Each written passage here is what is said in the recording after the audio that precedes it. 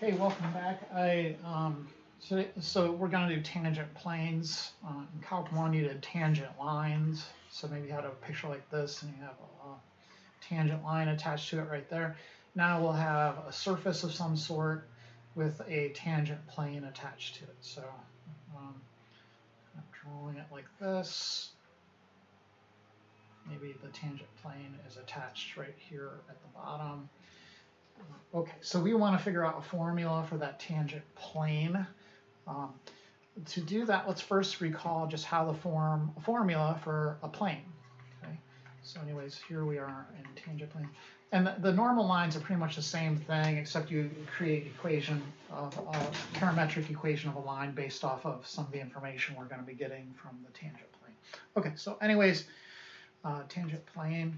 First, recall our work in 11.5. So recall 11.5. And what we're doing here is finding the equation of a plane.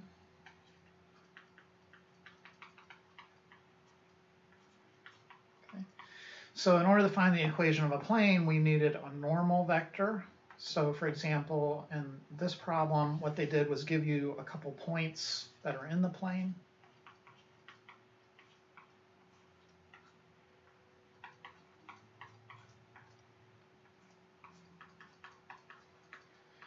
And what you would do is form two vectors in that plane and then take the cross product, and the cross product would give you that normal vector. Then the equation of a plane is basically like a dot product. Like it's any vector such that when you form the vector from the point xyz and some other point in the plane, and then you take the dot product with this normal vector, you end up with 0. Okay, so first we need these two vectors in the plane. Let's call one vector v and the other one vector u. So v, I'll make AC. So we have -1 minus 1 is -2. -2 minus 2 is -4. 2 minus 3 is -1. And then this other vector, I'll make AB. So B, 3 minus 1 is 2. 2 minus 2 is 0. 1 minus 3 is -2. Then I want to take the cross product. So let me cheat a little bit. Cover up the first row and the first column and do the determinant. So we have 8 minus 0, the second component. Cover up the second column and the first row, you get -2 times -2 is 4, minus -1 times 2 is -2, but there's a negative in front of it, so it'll be +2. And then for the last component, we cover up the third column and take the determinant of the leftover bits. So -2 times 0 is 0, minus -4 times 2 is -8, so minus 8 is going to be +8. So we end up with 8, -6, and then 8 again. We just need the direction here, basically, so we can rewrite what will be our normal vector then by dividing through by 2, so 4, -3, 4. And then our equation of a plane is going to be 4 times x minus, and you just take any point in the plane, so 1, we'll take point A, minus 3 times y minus 2, plus 4 times z minus 3, and that will equal 0, okay? Because basically what you have is a vector in the plane, you're dot producting it with the normal vector. So because it's the way we've made it, it's perpendicular, so that dot product will be 0. And this is the equation of a plane. Okay. All right. The equation of a tangent plane, then, what is that going to look like? And we get that theorem 13.13. The equation of a tangent plane we'll use as its kind of normal vector the gradient. Okay, so you're going to see fx of some point. And it's like it's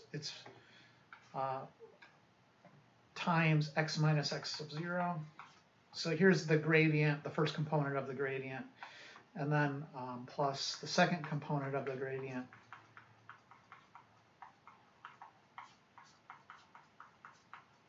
And then plus the third component of the gradient.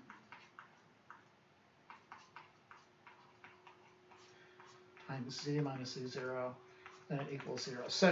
So it's, you know, the same form. It's just those directional numbers we're not getting from a cross product anymore. We're getting them from the gradient. So why is this true? Why does this happen to be true? Well, before we get too involved with this, let's give ourselves a surface that we're working with. So usually I take some sort of, kind of looks like the front of a shoe or something, type surface. And I'm going to call this surface S, but I'm going to give it a little f name. So f of x comma y is equal to my surface. I guess I could call the surface z. I hope I didn't know. I'm going to be using a variable z here. I don't know what to call it. So I hate to call it w, because then it's like we're getting into another, let's see what the book calls it. They haven't really given a name, but okay, so little f of x, y, and it seems like they made a mistake in the book. They should have called that big capital F. But anyways, if you have, remember, if you have something like z equals f of x, y, you can always change it into f of x, y, z by moving the z to the other side and setting it equal to 0. So you could rewrite this expression, and I think they talk about that at the beginning of the chapter, if you read it, yeah. So they're going to rewrite this as big F of x comma. I like using different variables. They use the same variables. Big F of x, y, z is equal to little f of x, y minus z, and then that will be set equal to 0. Okay, so that's going to be the name I give to S. The thing I'm going to be working with is this thing right here. That is my surface S, and it's basically from taking the surface formula and solving it for, you know, 0, setting it equal to 0. Okay, so I have this function as a surface, and then I'm going to, you know, imagine a curve on the surface and give this curve, I'll call it curve C, but I'm going to get a vector value function for this curve. Okay, so y. Okay, so consider the curve C on this surface S given by the function, the vector value function. I'll just say vector function. R of t, so it's dependent on t, equals x of t, comma y of t, comma z of t. Okay. You can plop this. So we're pretending it goes through some point x sub 0, y sub 0, z sub 0, and that's the point where we want the tangent plane. Okay? X sub 0, y sub 0, z sub 0. Okay. So this curve goes through that point, and not only that, if you kind of input this x of t, y of t, z of t into big F, it's going to equal 0. Okay. So we note this vector function goes through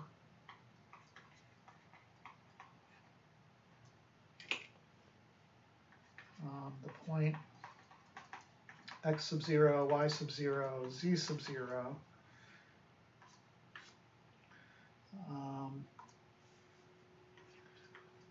Because R of t is on S, we have the case that for any, basically, x, y, z, this function will be equal to 0. Okay, so we can plug x of t, y of t into the function for the surface, and it equals 0 automatically because of the way we define the surface in this box here.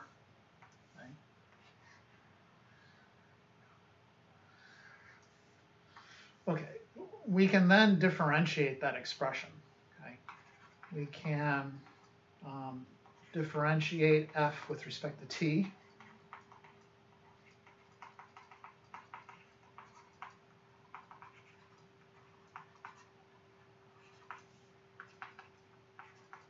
And we get, from the chain rule, let me scroll down a little bit, I'm running out of room.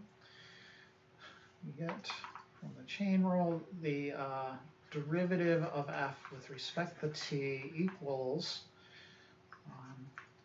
the partial of f with respect to x times the derivative of x with respect to t plus the partial of f with respect to y times the derivative of y with respect to t plus the partial of f with respect to z times the derivative of z with respect to t. And of course that will equal 0. So what the heck is that thing then? That is the same as saying the gradient of f dotted with the derivative of that curve is equal to 0, the derivative of the function that represents that curve on that surface. In other words, the gradient is perpendicular to the tangent of that curve at that point. So the tangent, maybe it's going in this direction, the gradient is perpendicular to it. So it's going maybe up like this. And that will be true for any curve that you want to place on this object. So if you put a curve here, again, the gradient is going to be normal to that tangent at that point. Okay, so basically what that thing is then is the normal vector for our plane. Okay. So hence, we use the gradient as the normal vector for our plane. Yeah. Okay, so let's dive right in and kind of do some exercises. So what do they have for us? Okay, so find the equation of the plane to the surface at the given point. Let's try number 3. That doesn't look very hard. X, y equals x squared minus 2xy plus y squared. Okay, so the first thing I got to do is kind of put it into the f of x, y, z equals 0 form. So I'm going to pretend this f of x, y is the z part. So let this be z. And then I'm going to move that to the right side. So our big F formula, x, y, z, is going to be x squared minus 2xy plus y squared minus z. Okay. Equals 0 if you want, but it's not, that part's not important. Right, so this thing then, we need the gradient, okay, evaluated at x, y, z. Eventually we'll want to evaluate it at 7, 9, 4. So our gradient is 2x minus 2y, comma, negative 2x plus 2y, comma, negative 1. Okay? And then evaluating it for our normal vector, that's going to be 14 minus 18, so minus 4. Negative 14 plus 18 is positive 4, and then just negative 1. So our equation of a plane will be negative 4 times x minus 7 plus 4 times y minus 7, or y minus 9. And then minus z minus 4, and that'll equal 0. Okay, great. Do another one. So also they'll ask for normal lines. So you can use the information from your tangent plane to get the normal lines. Okay. Excuse me. So let's try that. Number 6.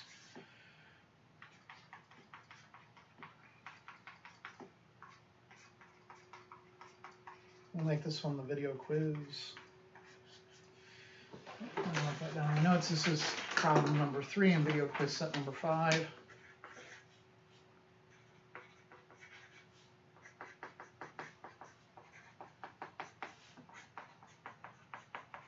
I need the tangent plane and the normal line. So For the tangent plane, again, I'm going to need the gradient. If you want to, you can rewrite it, set it equal to 0, but it won't matter because the gradient won't acknowledge that number 11. So if you want to, though, you can always.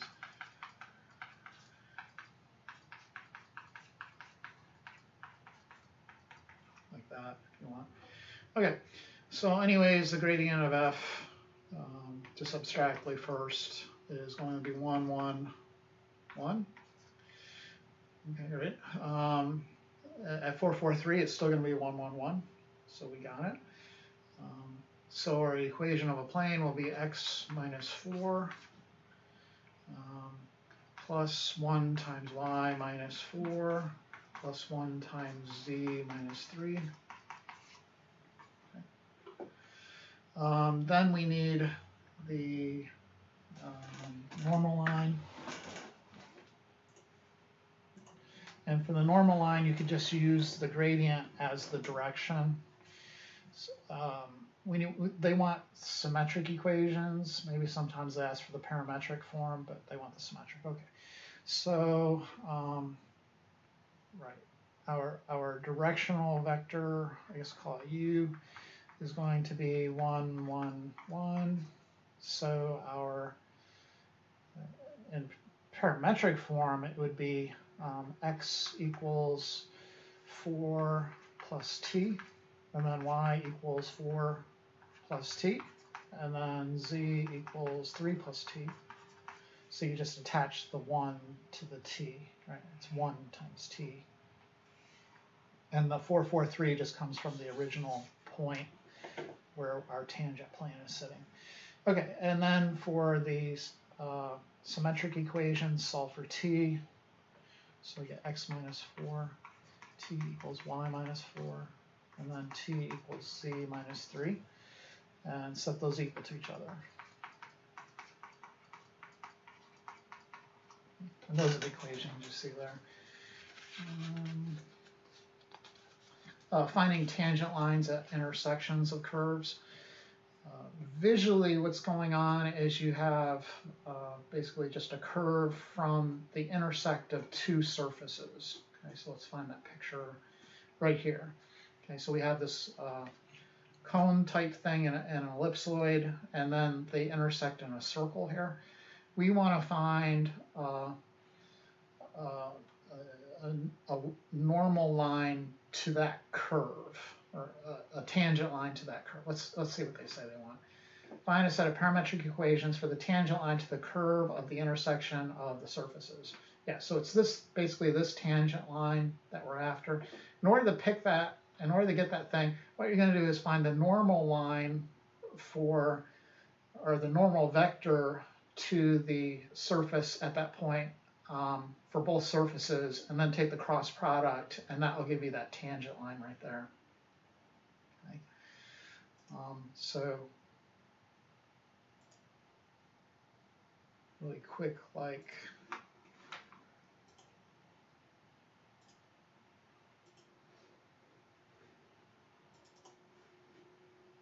oops, wrong picture, of course. I apologize for wasting your time. Hold on. Okay, so this guy, and I want to make it bigger. Okay. So you're going to have a vector that's normal to the kind of parabolic ellipsoid, and then a vector that's normal to the ellipsoid. And then if you take the cross product of those two vectors, you should get something that's orthogonal to both of those vectors. Okay, and that's the tangent line that we're after. Okay, okay. So let's look at, I guess, number 8.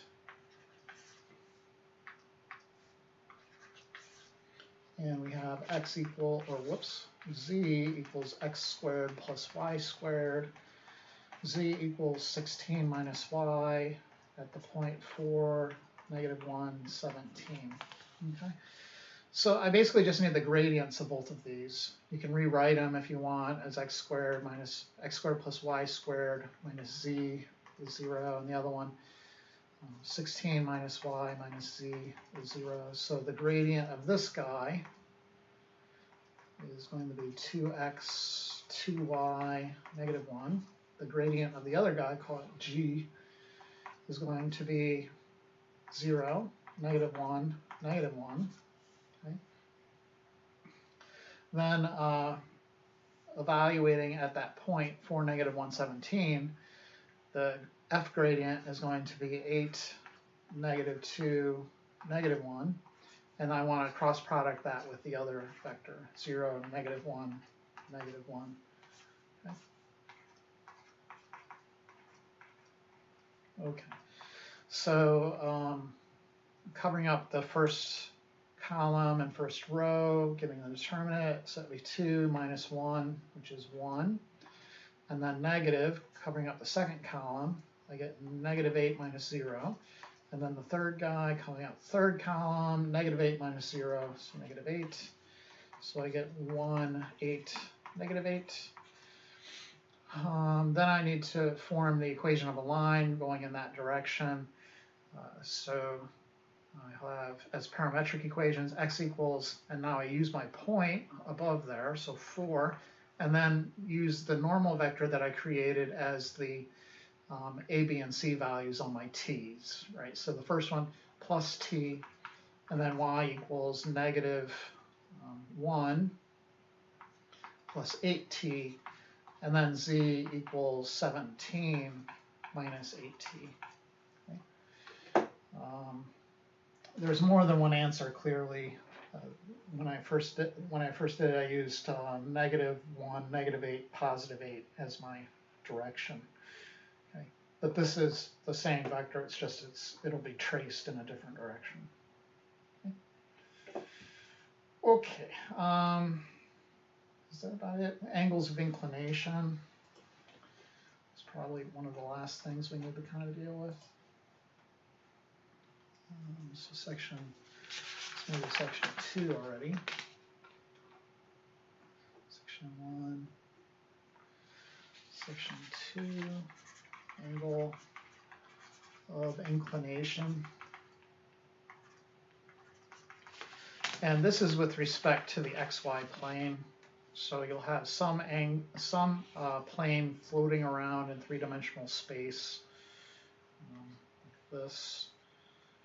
And basically, you want to know the angle this thing would make with the xy plane. So you can kind of maybe put something parallel to the xy plane here.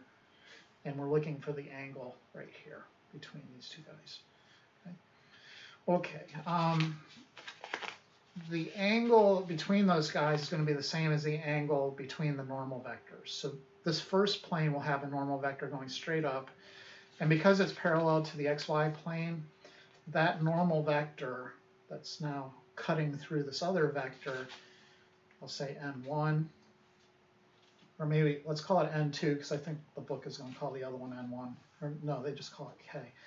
n2, if you think about its direction, it's just 0, 0, 1, right? 0, 0, 1. Then the other plane, this normal vector here, I'll just call that n. And then I claim that this angle here in between these two vectors is the same as the angle that we're after. Okay? And to get the angle, of course, you could just use your cosine theta formula. We'll do an absolute value on the dot product to the top. So when you look at our formula, it's n dot k, but that's just ijk 0, 0, 1. This is the k component. And standard unit vector notation, this is equal to k. All right? So they'll write n dot k. I'm not sure they should have used a magnitude there. It's a dot product, so they should just use absolute value all over the magnitude of n times the magnitude of k. And of course, the magnitude of k is just 1. So you can simplify that and just write it theta equals cosine inverse of the absolute value of n dot k all over the magnitude of n. So there's our formula. The only thing that we really have to do is convince you of the fact that these two angles are the same. And I think it's easy to do if you just think about them in the XY plane. So let's take an angle here, theta, and then consider these orthogonal angles. Okay, so the orthogonal vector to the x axis is this first one, I guess this n1, and then the orthogonal to this other guy, maybe this is a u vector, the orthogonal to that is n2. We want to show that this angle is basically the same as that other angle, right? So let's call this angle alpha or something like that. This is a 90-degree angle here. So this angle right here must be 180 minus 90 minus theta, because the sum of the interior angles of a right triangle are equal to 180. So that angle there must be, when all is said and done, what do we say, 180 minus theta minus 90, so that would be 90 minus theta. Then this angle should be the same, right? So that angle is also 90 minus theta. Note that this is a right angle right here. This angle here is a right angle. So to find alpha, well, what do you have? It's 90 minus theta plus alpha equals 90, right? In other words, negative theta plus alpha equals 0. In other words, alpha is in fact just equal to theta, okay? So hopefully that convinces you. Let's actually work with finding the angle of inclination in one of these problems. Number 10. So we have 2xy minus z cubed equals 0. 2, 2, 2. So we have the surface, and we want to find the angle of inclination of the surface with the tangent plane of the surface with respect to the xy plane. Okay. So I need, again, a gradient of this big F in abstract terms. It'll be 2y and then 2x and then negative 3z squared, evaluating it at that point. We get 4, 4, negative 12, okay? And then we can go to our formula. So theta will be equal to the cosine inverse of the absolute value of the dot product of f with k. And again, k is just 0, 0, 1. So that dot product is negative 12. All over the magnitude of this f vector, the gradient of f vector times the magnitude of k. The magnitude of k is 1, so we just have the square root of 16 plus 16 plus 144, whatever the heck that is, right?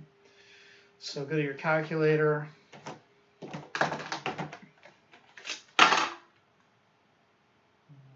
So I got cosine inverse of 12 divided by the square root of 16 plus 16 plus 144. And that will equal 25.24 degrees. I think that's pretty much all the rest of it. Oh, finding points where the... Okay, so eventually we're going to lead into this idea of minimizing and finding the min and max of surfaces. In other words, if you have a surface and it kind of has a bunch of hills in it, so I can imagine maybe some weird kind of, it's like a Dr. Seuss type object. You know. So maybe it's like that, and then it goes down over here. So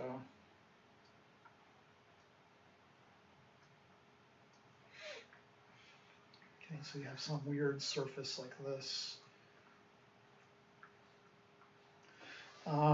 Right, and what you want to do is kind of find where are the peaks, where the high points, and where are the small points. If you think about the tangent planes in regards to that issue, the tangent plane at the minimum, right here, what's what's these kind of quote-unquote slope of that tangent plane? It'll be 0, right? Just like the tangent plane here, at this point, its slope is also going to kind of be 0. Right? So, you know, it's like if you could find out where the gradient is equal to the 0 vector, that means you're kind of locating where these tangent planes are going to be. And it's not exactly, you know, finding where the gradient is equal to 0, 0, 0. It's finding where the gradient is equal to 0, 0, 1, right? Because the third component needs to be going straight up or straight down. All right, so you'll get these problems where they want you to find the points on the surface where the tangent plane is horizontal. And ultimately, what we'll do with that is use it to maximize and minimize surfaces, find the maxes and mins, find the peaks and the valleys. Okay? So for instance, number 14, in weather sign, we have z equals xy plus 1 over x plus 1 over y. Get the gradient. Okay? Let's rewrite this so it's a little easier to work with. Plus x to the negative 1 plus y to the negative 1. So we want to set it equal to 0, right? So our big f of x, y, z is going to be xy plus x to the negative 1 plus y to the negative 1 plus minus z. Okay.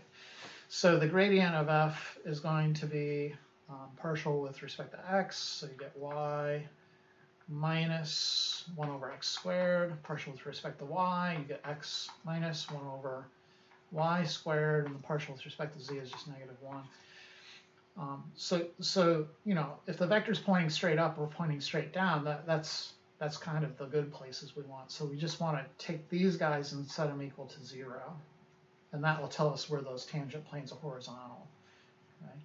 So the normal vector of tangent planes when they're horizontal, this normal vector here should equal, in this case it would be 0, 0, 1, and in this case it looks like it's 0, 0, negative 1. Okay. So I take those two components and set them equal to 0.